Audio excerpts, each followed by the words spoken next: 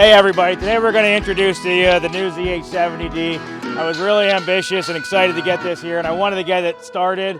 So the only thing that we're going to change is this decal. We put kind of a cheap decal on just so that we could make sure you guys could differentiate between the models. But this is the ZH70D, 12,000 pound class unit, so 12,400 pound. It's got 19 foot of reach, 26-inch bucket. It's got about all the bells and whistles that you would expect to see in a nice excavator. So this is the one I said if you were looking to be more aesthetically pleasing, more cosmetically focused, on top of being mechanically correct, this is probably the one that you're going to want to rotate into. And a few things to bring up. So the hydraulic thumb, which if you look at my first ZH70D videos, I say is not my favorite part on that machine. And it's something that we tried to reinvent like 3 times with the plant, not quite them grasping what we're trying to tell them. So it's still progressing, but we're not there to be my happiest point. Where this one, if you look at a Cat 306 and you look at this thumb, the design is pretty much the same. So it rotates together by being on the base of the bucket, which means that there's no deflection when you try to rotate into one another. They rotate in the same axis. So in the smaller machines, that's not a big deal, but when you start getting into a big machine where you have a couple thousand pounds of bite force, that starts to play factors where in a BH70, you just want to be a little more careful that you're not fighting that axis. And in the ZH70, it is on that same plane, and they're working together. Also, the cylinder size on this one is the correct cylinder size, which is the other thing that I wasn't excited about on that BH70. Again, it all works. We have a lot of BH70s out into the world. They do well. The only thing that we do occasionally get is someone that says, hey, I need to reinforce my thumb and stuff like that. And I try to make sure that we continue to improve. The plant sometimes doesn't grasp what we're trying to tell them just because they're always trying to stay in the cheapest platforms. So that being said, this machine does cost more. This machine is $54,900, where your BH70 is $49,900. And then when we have our sales and stuff, you have a little bit more of a discount. I think we do 2 a year. And this one is still going to end up being post 50, where the other one you can probably get down in that 47 range, 48 range on the sale teams, which we have sales, end of year sale and Groundhog Day sale. So our Groundhog Day sale, just so everybody has an idea when they're watching this video, one of the best times to buy, end of year, anything in stock or anything on pre-order is going to have a discount added to it. Groundhog Day, obviously we're Groundhog. Our biggest discount we're going to give to you guys is on that run. We kind of celebrate our own brand. We celebrate our time in business. We pass that into our customers. So if you're ever looking for the best time to buy, those 2 times are the time to buy. The ZH70D is one of my longest build times. Carter makes it. Carter's a very good company, and you can take the time to look them up and who they are. Because they are a manufacturing company, these do incorporate a DPF, which we're going to do a walk around after this one. I'll point that stuff out. I'll show you what it is. But when you watch me walk, I'm going to run this video and work this, or I'm going to run this machine in the video, and I'm going to work the machine some.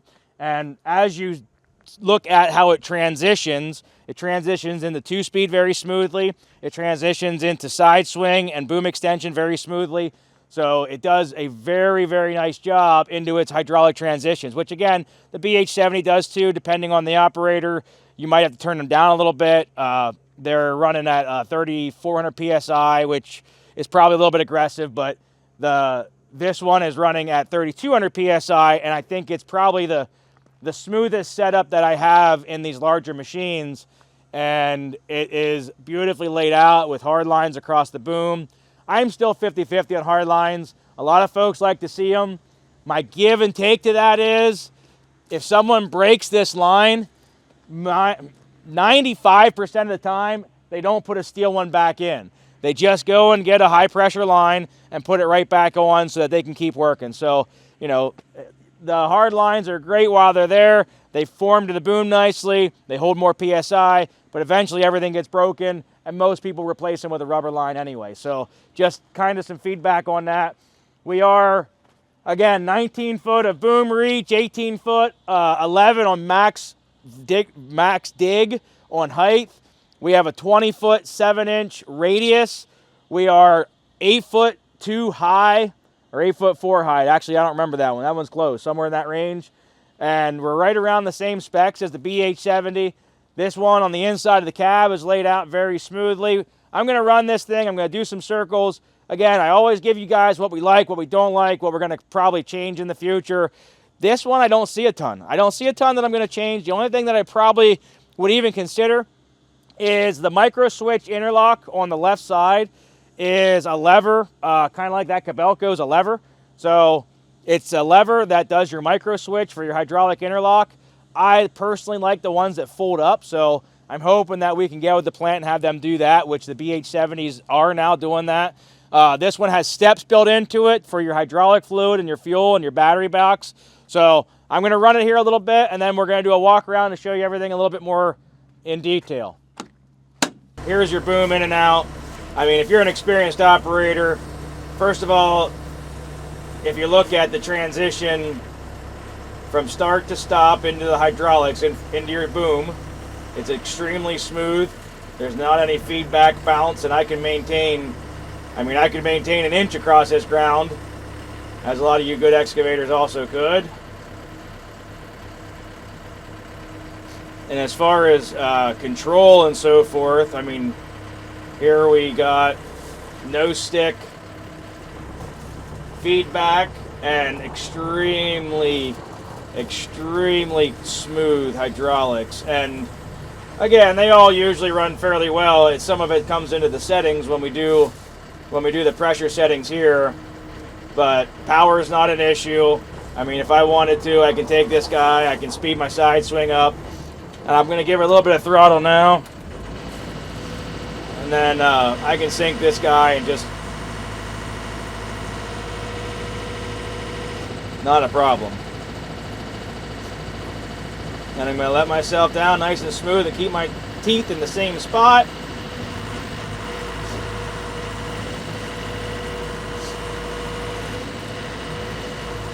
And then you got your height.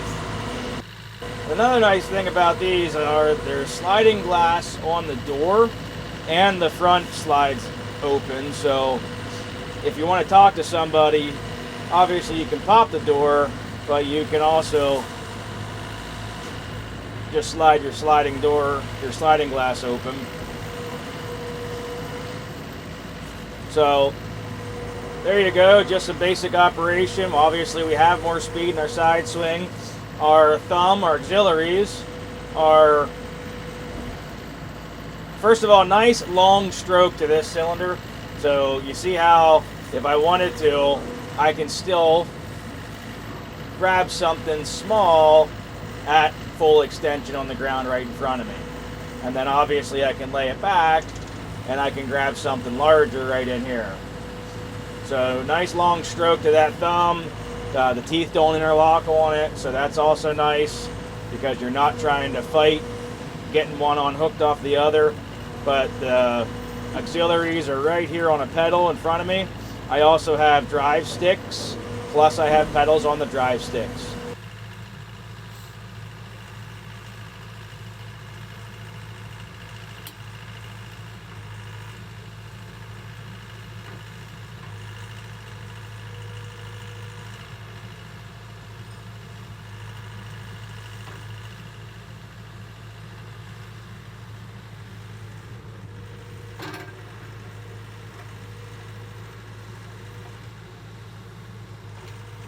So I'm going to set this guy down, track him around a little bit here, and then I'm going to set him down and kind of show you guys.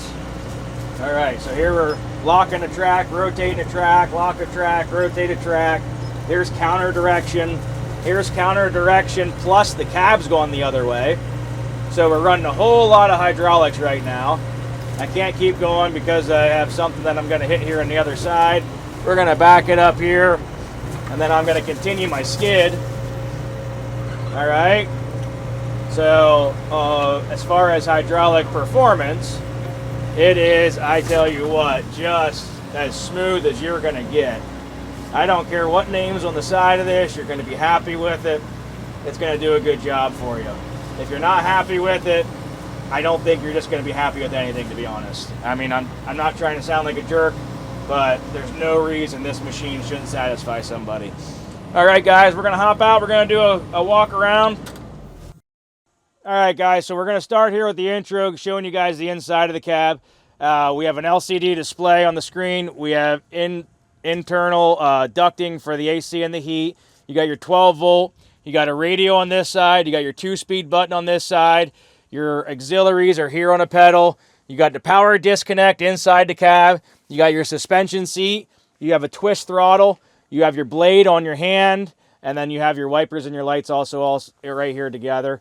And then on the front, your front door has a full flip-up door. You have a sun window here on the corner.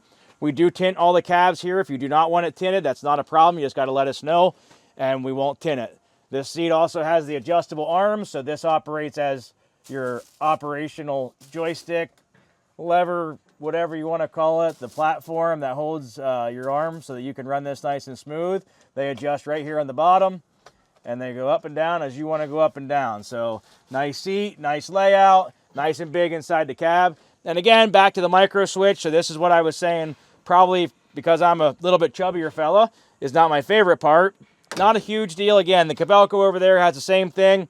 This is the only thing that I'm going to try to integrate into a flip up. I'm not making any promises, but this will be the only item that, if we can do it, that does get changed in this model. Everything else is pretty well laid out, well thought of, very nice machine. And if you guys know me by now, you know I'm straight with you, I'm honest with you. I tell you the names of the plants and everything.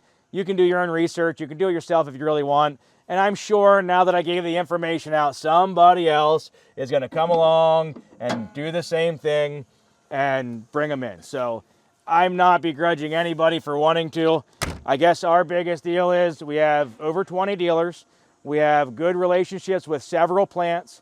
So even if this plant tells you to go fly a kite someday, if you do it yourself, and one plant says, hey, you know, you got to order a load of equipment for us to get you that big heavy part, we don't have that. So we have other plants that'll get us the parts. We have other plants that'll have load shipping at all times. So the timelines are usually quicker for us. Plus, we have the ability to do a few things you won't. I'm going to open the engine bay here, show you the engine bay, and this is the only other thing that some of you guys are not going to like. So this is a DPF filter. Those of you that don't know what a DPF filter is, it's a diesel particulate filter.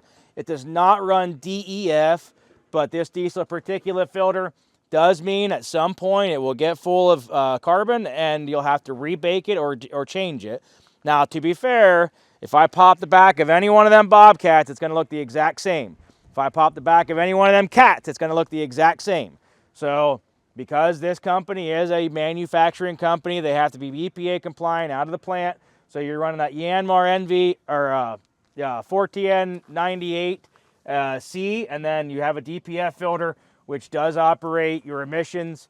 Still a very clean layout. And again, if you watched my videos before, I say about the counterweight and the other units not being my favorite. This one's nice and clean, very well molded, very solid. Everything on this machine is pretty satisfactory. I have not found a lot that I'm even looking at making revisions to. Everything on this Yanmar is the same you're going to find your Takeuchis and your Deere. You got a Bosch injection pump, Yanmar engine obviously, mostly Bosch electronics. The same with the ECM on this one. This one also has an ECM because of the DPF filter. So it's running a Bosch ECM so that it's not a Chinese, just cheap kind of part that you're going to have issues with. The things that need to be good are good. And then as you come around here, you have a step platform to get up into your machine. So your first platform is your battery box, or your storage box, I mean. Batteries under there. So this is just a big storage box. And your next one, you got hydraulic fluid and fuel. So nice and easy to get up here and put your fluids in. You can put your bucket up here, and also everything's easy to access. You take this off, your side swing motors down there, your valve bodies, everything is nice and easy to access still. Still very well built, still very well done. Like I said, if you're looking for that machine that is more cosmetically focused and aesthetically pleasing, this one's the one. Very powerful, smooth unit. We can still do the rubber blocks. This one also has your 2-speed, and it's pretty much a standard setup for the undercarriage. Curl protection, edge protection, everything you guys know we do by now, it's there. The only thing that we're going to do is put a new decal on. I'm going to try to get them to do flip-up consoles. Other than that, these machines are not going to change. They are very, very nice machines. If you guys are interested, give us a ring, 570-837-1003. Our other number is 570-837-1016. And if you guys can't find us for any reason, just Google Groundhog Equipment. You'll see us. You'll see our reviews. You see what people think about us. And, you know, you guys make your own decisions from there. We try to be straight with you guys. We try to give you guys all the information we can give you, whether you're using us or you're not. And we try to just make sure you guys are making informed decisions. So we really appreciate everybody watching. We'll see you guys in the next one. I know it's a long one. You guys have a Merry Christmas.